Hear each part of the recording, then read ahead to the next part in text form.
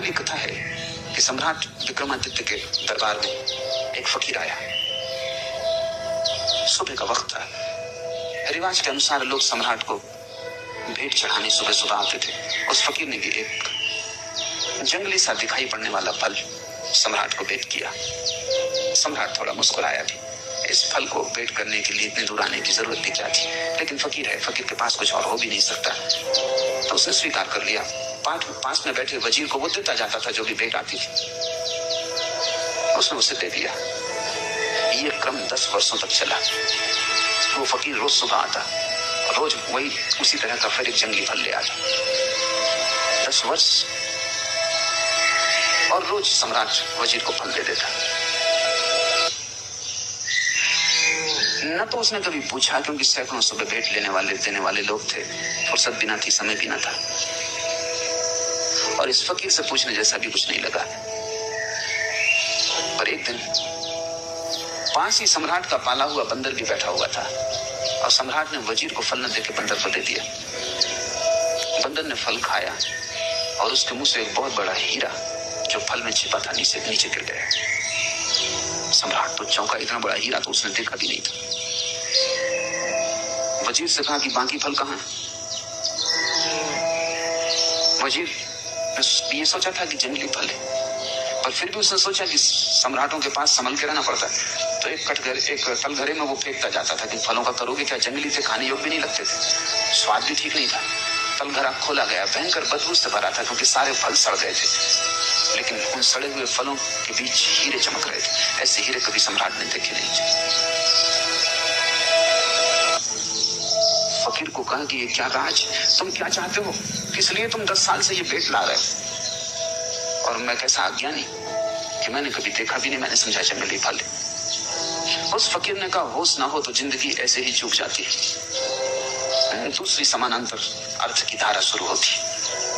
उस फकीर ने कहा, रोज ही जिंदगी लाती है, लेकिन जंगली फल समझ के तुम फेंकते चले जाते हो, और हर फल के भीतर हीरा छिपा है जैसा तुमने कभी देखा नहीं। खैर, जो हुआ हुआ, अब पीछे की तरफ मत जाओ, अन्यथा फिर तुम चूक जाओगे, और आगे की तरफ भी मत दौड़ो, क्योंकि मैं देखता हूँ सपने दौड़ रहे हैं, क्योंकि इतने हीरे, दुनिया के तुम सबसे बड़े सम्राट हो गए। आगे भी मत जाओ, पीछे भी मत जाओ, मैं कुछ और तुमसे कहना चाहता हूँ, सुन लो।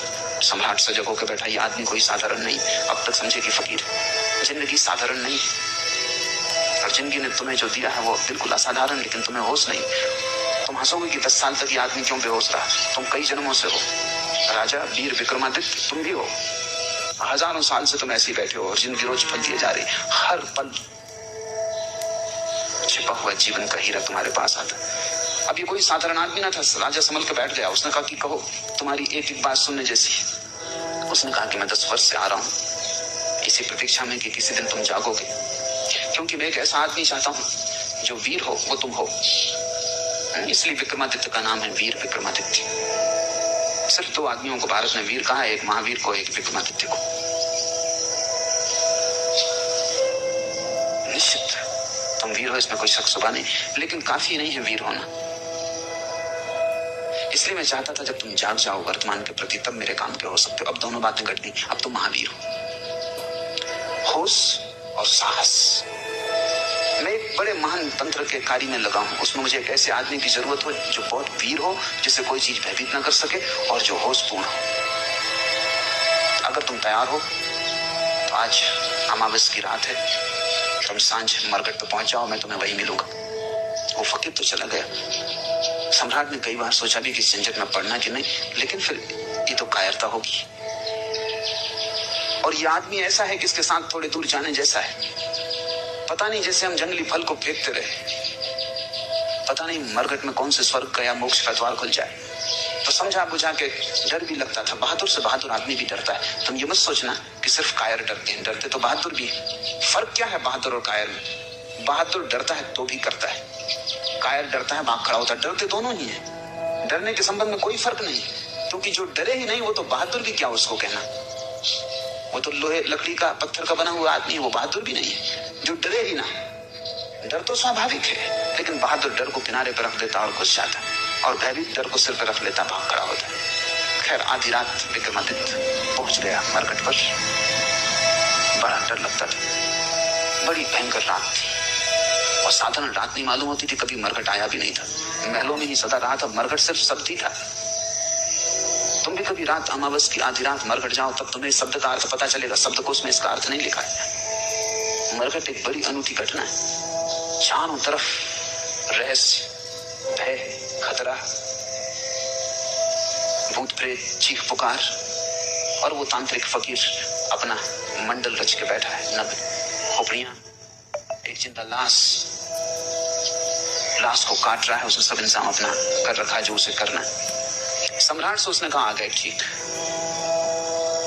यहां से थोड़ी दूर, वो दूर दिखाई पड़ने वाला जो वृक्ष है, वहां एक लाश लटकी हुई, तुम्हें उस लाश को वृक्ष से उतार कर ले आना है, लेकिन ध्यान रखना, सजग रहना और शांत रहना। जरा चूके कि ये कृपाण की धार पे चलना, जरा चूके कि गए, फिर मैं भी सहायता न कर सकूंगा। धड़कती छाती से विक्रमादित्य उस वृक्ष के पास पहुंचा। विक्रमादित्य उस वृक्ष के पास पहुंचा। वहां बड़ा भय लगने लगा उसे, क्योंकि वहां कोई भी न था, बिल्कुल अकेला था, और उस बड़े वृक्ष में लाशें लटकी हुई थी, एक नहीं 25। बड़ी बदबू आ रही थी। किसी तरह नाक को अवरुद्ध करके वृक्ष पे चढ़ा, हाथ पैर कप रहे थे, वृक्ष पे चढ़ना मुश्किल था। किसी तरह उस लाश की डोरी काटी, वो लाश जमीन पे दम से नीचे गिरी, न केवल गिरी, खिलखिला के हंसी। विक्रमादित्य के प्राण छूट गए होंगे। सोचा था मुर्दा है तो जिंदा मालूम होता है। जिंदा भी अजीब हालत में घबराया हुआ नीचे आया और उससे पूछा, क्यों हंसे, क्या मामला है? बस इतना कहना था कि लाश उड़ी वापस जाके वृक्ष से लटक गई। और लाश ने कहा कि शांत होना, तो ही तुम मुझे उस फकीर तक ले जा सकोगे। तुम बोले, चुप गए। दोबारा लाश को काट के नीचे लाया। बड़ा मुश्किल था चुप रहना, क्योंकि जब आदमी को भय लगता तो वो कुछ बोलना चाहता, बोलने से भी थोड़ी राहत मिलती, गीत गुनगुनाने लगता है, थोड़ी हिम्मत बढ़ती, मंत्र पढ़ने लगता है, राम राम जपने लगता है, कोई सहारा चाहिए। अब बोलना भी नहीं, शांत भी रहना, भयंकर सन्नाटा और चारों तरफ मौत। शायद आदमी इसीलिए अतीत की सोचता है, भविष्य की सोचता है, क्योंकि डरता है। वर्तमान के क्षण में जीवन भी है और मौत भी, दोनों, क्योंकि वर्तमान में ही तुम मरोगे और वर्तमान में ही जीते हो। न तो कोई भविष्य में मर सकता है, न भविष्य में जी सकता। तुम भविष्य में मर सकते हो, जब मरोगे तब अभी और यही वर्तमान के क्षण में मरोगे। आज मरोगे, कल तो कोई भी नहीं मरता। कल तो मरोगे कैसे, कल तो आता ही नहीं। जब मर नहीं सकते कल में, तो जियोगे कैसे? कल का कोई आगमन ही नहीं होता, कल है ही नहीं, जो है वो अभी और यहाँ। बोले कि चूक जाते हो, सोचे कि चूक जाते हो। बड़ा कस के उसने अपने को रोका। आदमी बहादुर था।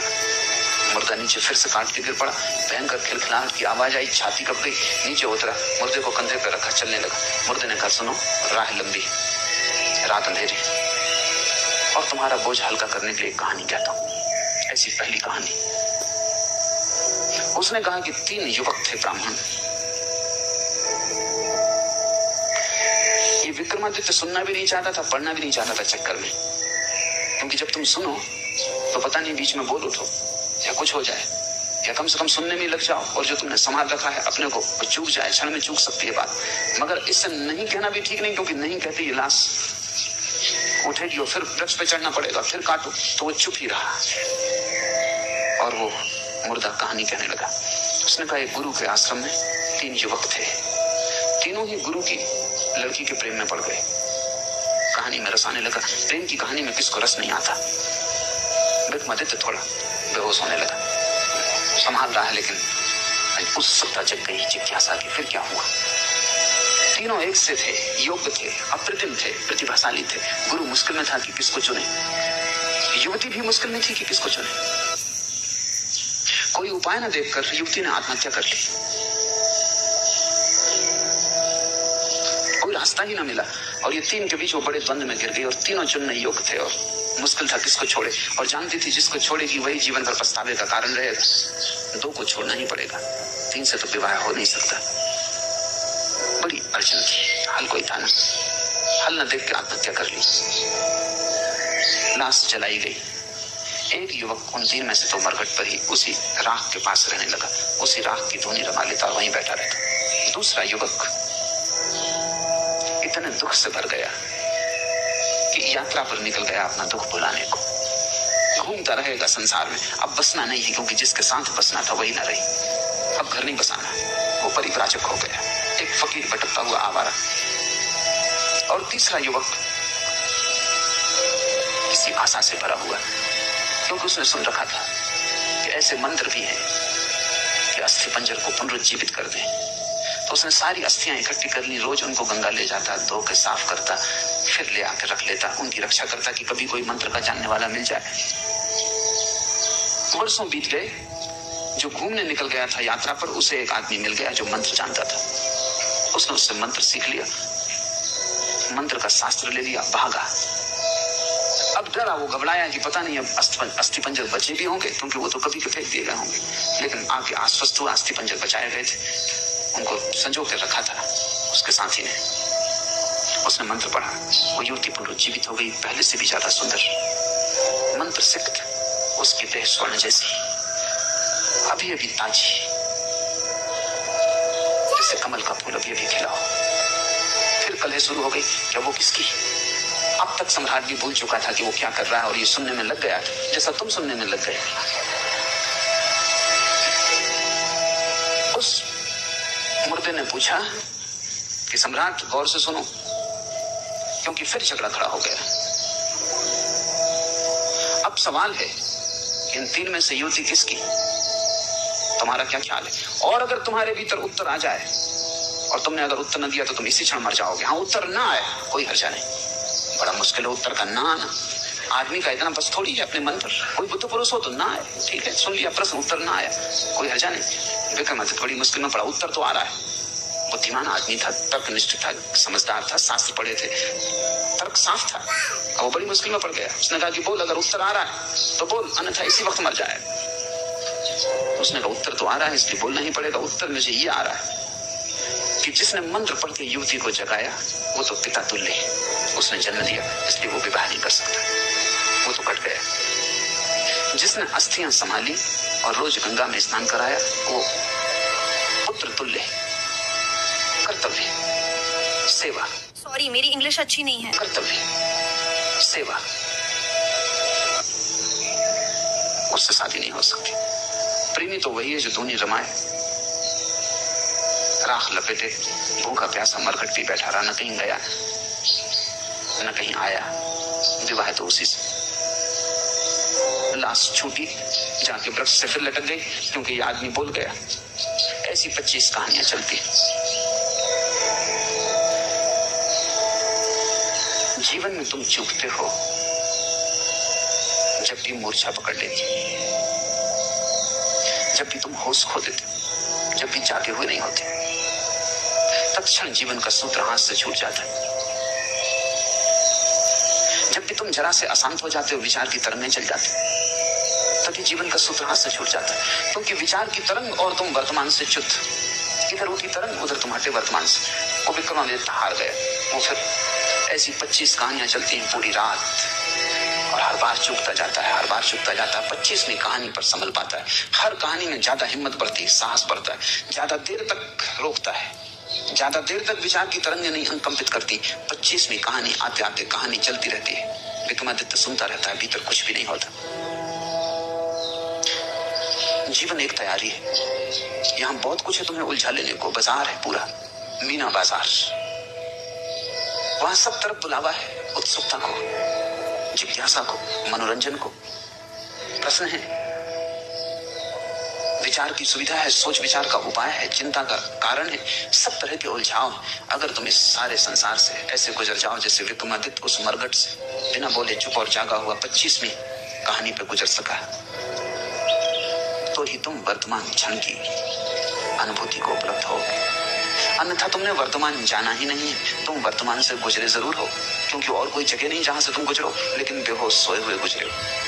या तो अतीत में खोए हुए गुजरे हो, या भविष्य में डूबे हुए गुजरे हो। वर्तमान से तुम्हारा कभी तालमेल नहीं बैठा, वर्तमान से संगीत नहीं छिड़ा, वर्तमान के साथ स्वर नहीं मिले। वर्तमान से स्वर मिल जाए, तुम पाओगे एक ही है, अनेक उसके रूप ही। एक है सागर, अनेक है लहरें।